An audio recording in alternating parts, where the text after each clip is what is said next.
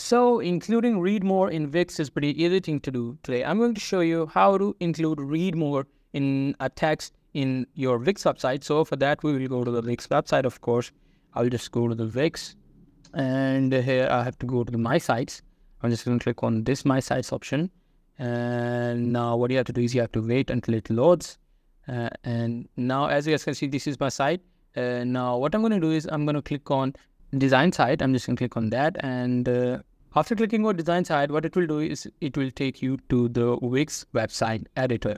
And now this is preparing my site. Now this is your website. Now what you have to do is you have to click on this add element option, and here you have to click on text, and you guys have to click on paragraphs. In paragraphs, you can see the collapsible text. Now you have to find the suitable text for your choice. Suppose I want to add this text, I'm just going to add this. And if I add it right here, you guys can see there is a read more option right here. So that's pretty much it. That's how we do it. Hope you guys find this video helpful.